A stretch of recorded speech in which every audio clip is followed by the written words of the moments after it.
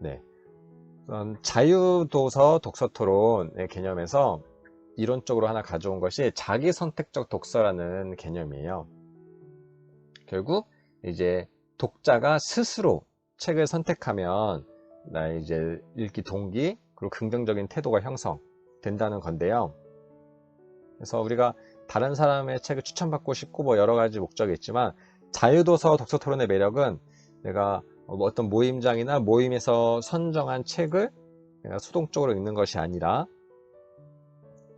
내가 읽고 있던 책 아니면 내가 좋아하는 책을 각자가 가지고 와서 자기의 이야기를 한다는 거예요. 그래서 오디션으로 따지면 각자 자기가 제일 잘하는 것을 보여주는 1차 오디션 같은 거죠. 그래서 조금은 자기의 색깔이 분명하게 드러날 수 있는 그런 독서 활동이라고 할 수 있어요. 실제로 우리가 독서 습관에 대한 형성 요소에서 스스로가 이제 책을 읽고 좋았던 경험, 그리고 내가 책을 읽는 그 활동 자체를 이제 좋게 보는, 긍정적으로 보는 다른 사람들의 기대, 이 다른 사람은 나한테 의미 있는 뭐 부모나 친구나 주변 사람들의 기대, 그리고 본인의 이제 신념.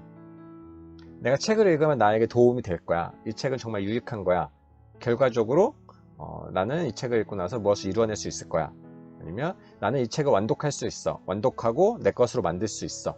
이런 다양한 신념들이 합쳐져서 하나의 이제 독서 습관을 이제 형성한다고 볼 수 있는데요. 독서 습관의 목표가 결국 스스로 책을 찾아서 읽는 평생 독자에 대한 육성이라고 했을 때 우리 평생 독자는 결국 이 스스로의 동기와 긴밀하게 연결이 됩니다. 그래서 스스로 책을 읽는 동기를 유발하는데 이 자유도서 독서토론이 많이 도움이 돼요. 그래서 실제로 참여자가 자유롭게 책을 가져온다는 게 큰 장점이거든요. 그래서 독서 토론 자체에 대해 좀 부담감을 갖고 이제 첫걸음, 첫 시작을 망설이는 분에게 저도 자유도서 토론을 많이 권해요. 그래서 부담 갖지 말고 그냥 다른 사람은 아무도 읽지 않았다고 생각해도 괜찮으니까 그냥 당신이 당신의 책을 가져가서 그냥 편하게 소개하는 거다. 책을 좋아하는 사람들 각자 자신의 이야기를 하는 거니까 이렇게 누가 충돌할 일도 별로 없고 누가 더 깊이 있게 뭐 정답을 찾으려고 하는 그런 노력 같은 것도 필요 없다. 자유롭게 책 이야기를 하면 된다 라고 이제 많이 추천을 드려요. 물론 더 깊이 있게 하려면 깊이 있는 질문도 나눌 수 있지만 가장 큰 메리트는 이제 진입장벽이 낮다. 심리적 부담감이 낮다는 걸 가장 큰 장점으로 둘 수가 있습니다. 그래서 우리가 지정독서 토론을 뭐 이렇게 2주 정도의 텀을 두고 책을 읽을 시간을 주고 막 발제도 하고 막 이렇게 한다면 자유도서 토론은 내일 모임 있네, 내일 한번 참여해 볼까? 이렇게 가벼운 마음으로도 들릴 수가 있어요. 그래서 교재 내용 참고하시면 좋고요. 우리가 요즘은 점점 더 다양한 독서 모임이 이제 생기고 있는데 크게 봤을 때 하나의 책을 읽고 같이 오손도손 모여서 그 책에 대해서 같은 책을 읽고 나누는 지정도서 토론이 전통적인 독서 모임의 가장 큰 이제 전형적인 형태였다면 양적으로 봤을 때 요즘은 자유도서 모임도 이제 많이 생기고 있고 그래서 이제 책을 기준으로 봤을 때 이제 구별되는 개념으로 많이 정의를 합니다. 섞어서도 많이 해요. 자유도서를 하다가 서로 소개한 책 중에 한 책을 골라서 지정도서로 이제 넘어가고 또 이렇게 다음에 또 자유도서를 하고 이렇게 번갈아 가면서 하는 경우도 많이 있습니다. 네. 그래서 제가 저번 주 여러분에게 자유도서 한 권씩을 준비해 달라고 요청을 드렸었는데 여러분들이 이제 가져온 책에 대해서 간단히 소개하시고 소개하실 때 나름의 이제 구성하여 말하기, 내가 어떤 식으로 내가 갖고 있는 소중한 책을 소개할 것인가, 맛깔나게 매력적으로 보이게 할 것인가에 대한 이제 전략을 활용해서 말씀을 주시고요. 그리고 나서 기본적으로 이제 다른 분들이 이 책을 읽지 않았다 라는 전제하에 우리 모두가 나눌 수 있는 좀 공통된 질문들을 하나씩 만들어 주시면 그에 대해서 교류를 하도록 하겠습니다. 그래서 과도한 깊이 있는 내용, 뭐 스포일러 이런 것을 배제하고 우리 모두가 공통적으로 나눌 수 있는 원형적인 질문들을 뽑아 주시면 좋을 것 같아요. 이런 면에서 저번 시간에 했던 주제도서 독서토론과 같은 방향으로 발문해 주시는 것도 좋습니다. 네, 여러분 이제 발표를 잘 들었는데요. 우선 똑같은 책을 이렇게 소개한다고 했을 때도 여러 가지 결로 여러분이 진행자로서 방향을 조절을 할 수가 있어요. 그래서 하나하나 보면 우선 토론.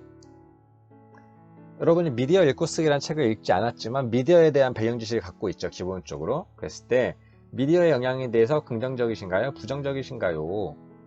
이렇게 찬반 나누어지는 대립구도의 질문들. 그리고 미디어를 요즘 규제하는 청소년 규제부터 해서 너무 오랜 시간 이용하지 못하게 하는 규제 이런 것들이 있는데 이런 규제 정책에 대해서 어떻게 생각하시나요? 라고 해서 대립구도를 만드는 질문을 나눌 수 있고요. 그래서 찬성하는 사람, 혹시 반대하는 사람 있어요? 이렇게 해서 편하게 결을 나누어서 이야기를 할 수 있고, 그리고 공통으로 가지고 있는 문제점, 사회적인 문제인 가짜뉴스와 미디어 중독에 대해서 어떻게 문제를 해결하면 좋을까요? 같이 머리를 맞대고 해결책을 찾는 토의의 방향으로 모임이 이끌 수도 있고요. 그리고 편하게 여러분 미디어 중에 가장 좋아하는 거 무엇인가요? 혹시 몇 시간씩 이용하시나요? 혹시 추천하고 싶은 작품들이 있어요? 이렇게 편하게 수다의 개념으로 자유롭게 이야기 나눌 수 있는 것들.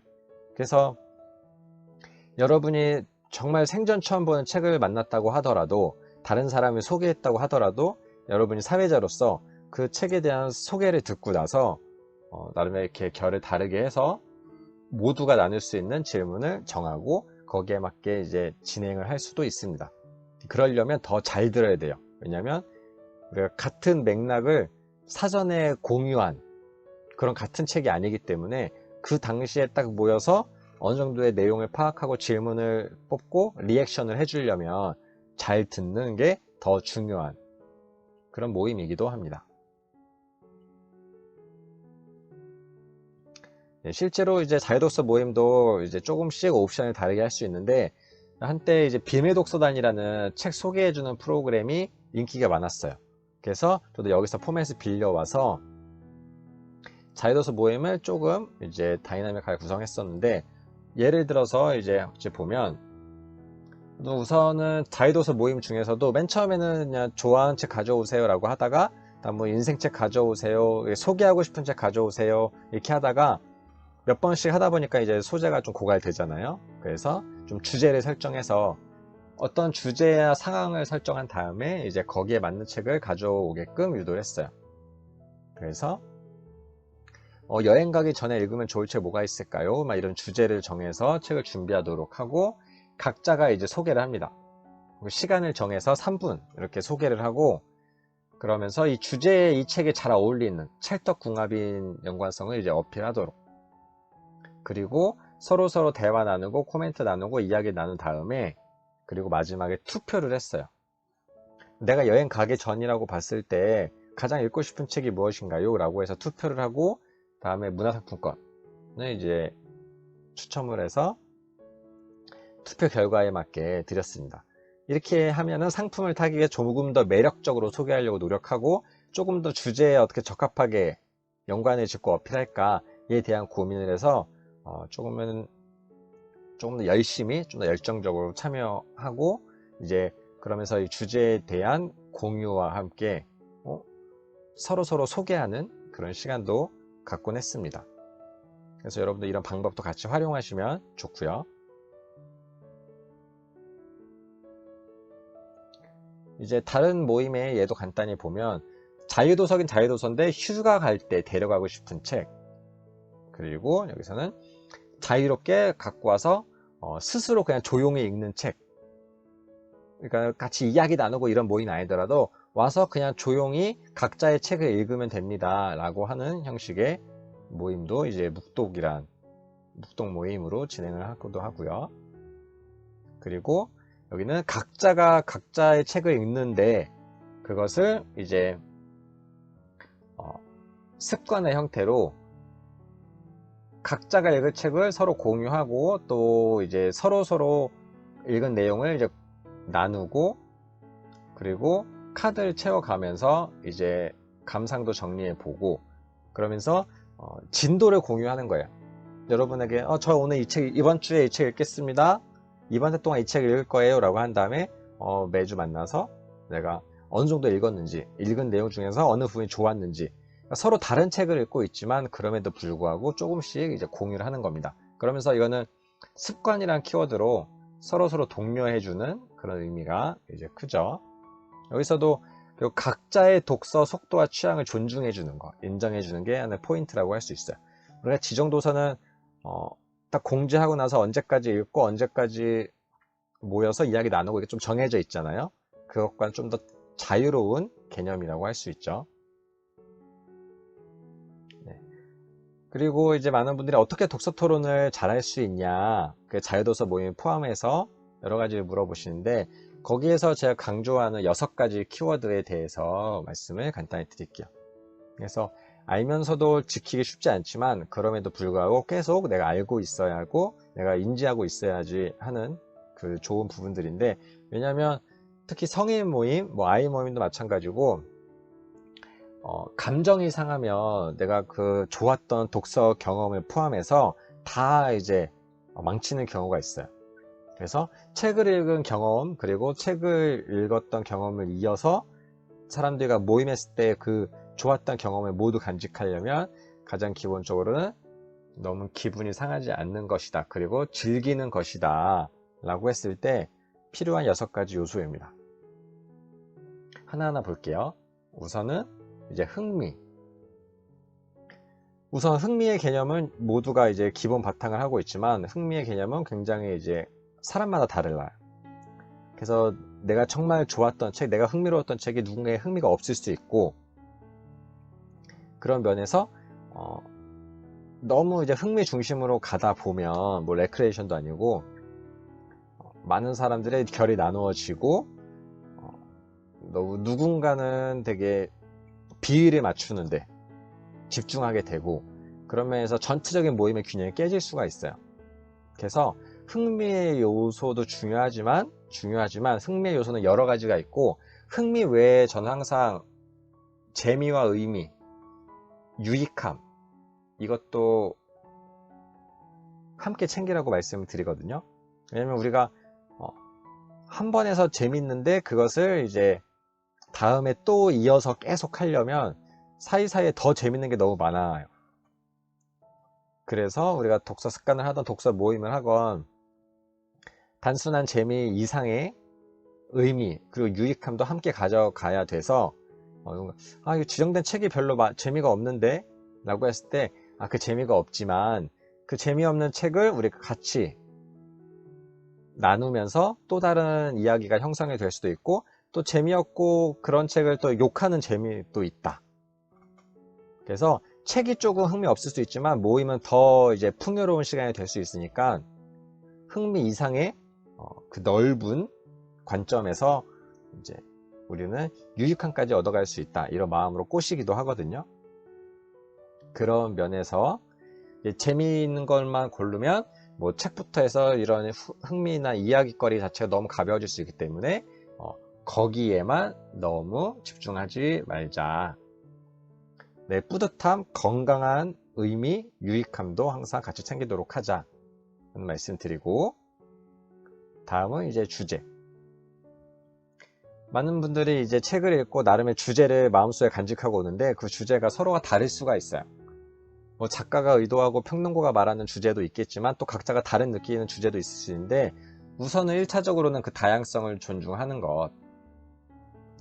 서로가 기분 나쁘지 않게 당신 틀렸어요, 한번 다시 읽고 오세요, 당신이 느낀 그 주제는 아닌 것 같아요 라고 이제 하지 말고 그런 주제도 느낄 수 있군요 라고 인정하는 것부터 시작을 하자 라는 말씀을 드리고요. 그리고 다음은 이제 집착하지 말아라. 스스로의 욕심 아니면 이익 여러 가지 내가 뱉은 것에 대한 자존심을 포함해서 너무 그런 것에 집착하지 말아라 그러면 우리가 뭐 정책 토론, 100분 토론하듯이 자기의 막 이익권이 달리고 이해관계가 걸리고 막 정말 목숨줄이 달린 그런 토론이 아니기 때문에 우리가 책을 읽고 나누는 이야기 내에서는 조금 더 유연한 태도를 갖는 게 나도 좋고 상대방에게도 좋습니다. 그래서 너무 특정 주제나 특정 사안에 대해서 또 내가 뱉은 말에 대해서 너무 집착하지 말자. 그래서 같은 맥락에서 설득을 내가 할 수도 있고 당할 수도 있다. 설득 당하는 것을 부끄러워하고 무조건 우기기나 상대방의 말에 경청하지 않는 그런 태도는 이제 위험하다. 잘 듣고 내가 말한 것과 달라도 그 말이 괜찮으면 끄덕끄덕 하면서 이제 나의 유연한 태도로 받아들일 수도 있고 오히려 내 가치관을 형성하거나 새로운 생각을 이제 덧붙이는데 더 도움이 될 수 있다. 그래서 너무 큰 이제 자존심은 세우지 않는 것이 좋다. 이런 말씀도 드리고요. 또 이제 같은 맥락에서 경청. 우선 경청은 하나의 이제 바른 태도에 접근할 수 있는데 나쁜 의도가 있는 게 아니더라도 상대방의 말을 끊거나 이제 상대방의 이제 말을 나도 모르게 비하하거나 공격적으로 저격하는 방식으로 대화를 하거나 이런 경우들이 많이 있어요. 근데 기본적으로 우리가 존중의 마인드로 우리가 어이없어, 어떻게 저런 말을 하지, 어처구니가 없네, 저건 들을 가치가 없어, 이렇게 받아들인 게 아니라 저런 생각도 있구나, 나도 존중과 호기심의 마음으로 끝까지 들어주는 것, 끝까지 듣고 그것에 대해서 내가 곱씹고 생각한 다음에 또 내 이야기를 하는 것. 그래서 저 학생들 뭐 하고 이럴 때는 항상 이제 마음이 급해서 말하고 있는데 서로 막 이야기하다가 막 오디오가 겹치는 상황들이 많이 생기는데 항상 상대방이 말할 때 좀 기다려주고 그때 내가 너무 이제 참기 힘들면 속으로 5초를 세라 이런 얘기도 하거든요. 그래서 하여튼 상대방이 말할 때 끊지 않고 끝까지 들어주는 거 중요하다. 그리고 끊더라도 이제 또 사회자가 끊는 거랑 같이 참여하는 분들이 끊는 거랑은 좀 느낌이 달라요. 그래서 사회자분들이 조금 이제 말이 길어졌는데 정리할까요? 라고 하는 것과 다른 사람이 말하고 더 기분이 나쁠 수 있기 때문에 그런 면에서 이제 주의할 필요가 있습니다. 그리고 마지막은 정리. 우리가 토론이라는 것은 결국 말하는 과정, 대화의 과정이기 때문에 이것이 쉽게 날아가기도 해요. 막 증발돼 버립니다. 정말 좋은 시간이었고 좋은 느낌을 간직하는데도 내용이 너무 쉽게 날아가면 아쉬울 때가 있어요. 그래서 저는 항상 기록하고 정리하는 것을 추천드립니다. 그래서 뭐 글로 쓰고 이게 너무 번거로우시면 막 간단히 단체 사진이라도 찍고 그때 짧은 감상이라도 적고 이러면 나중에 그 사진을 보고 이 사람이 이런 얘기 나눴었고 우리는 이런 시간을 가졌었어 라는 것들이 막 회상이 되기도 해요. 그래서 간단한 이미지든 뭐 SNS든 이제 글이든 어떤 식으로든 이제 기록하고 정리하는 것을 추천드립니다. 그리고 그렇게 다시 떠올리는 과정 속에서 스스로에 대한 피드백도 되고 자기 반성도 되기도 해요. 그래서 정리하는 것은 중요하다는 말씀 드리고요. 또 교재에 참고하시면 좋습니다. 네. 다음으로는 우리가 마지막 그 시간마다 질문하는 방법을 이제 골고루 알아보고 하나씩 적용을 해보죠. 이번 시간은 닫힌 질문과 열린 질문이에요. 그래서 조금 멋있는 말로 닫힌 질문은 이게 수렴형 질문, 점점 좁아지는 거, 그리고 열리는 좀 확산형 질문, 이렇게 점점 뒤가 열리는 거, 확산되는 거, 이제 이렇게 표현을 하기도 해요. 그래서 닫힌 질문은 결국 답이 정해져 있는 거, 답이 하나에서 세 개로 딱 명확히 정해져 있는 거, 객관식 풀 때처럼 답이 딱 정해져 있는 것, 그리고 열린 질문은 뭐 주관식, 서술형, 논술형 막 이런 것처럼 답이 사람마다 다 다른 답을 내뱉을 수 있는 것 나눠지는데 뭐 창의력, 뭐 상상력 이런 거 키우는 것에 대해서 열린 질문을 강조하는 사람들이 굉장히 많은데 이거는 전략적으로 두 가지 다 이제 활용하시는 게 좋아요. 내용 확인을 하거나 내용을 점검하거나 이해도를 확인하고 뭐 어휘력을 체크하고 이럴 때는 닫힌 질문을 통해서 빠르게 기본 사항을 점검할 수가 있어요. 그래서 닫힌 질문이 무조건 나쁘다, 닫힌 질문 하지 말자 이게 아니라 점검할 거는 점검하고 열어줄 건 열어주고 상황에 따라서 다르게 활용하시면 됩니다. 그래서 예를 들면 이건 무엇인가요? 단어의 의미는 무엇이고 주인공의 이름은 무엇인가요? 어떤 사건이었나요? 이렇게 내용을 점검하는데 유용하고, 그것에 대해서 여러분은 어떻게 생각하나요? 10명이면 10가지 생각이 나올 수 있죠. 그래서 항상 답을 생각하면, 내가 예상 답을 한번 생각해 보면 질문의 의도가 명확한지 전략적으로 잘 쓰고 있는지를 확인해 볼 수가 있습니다.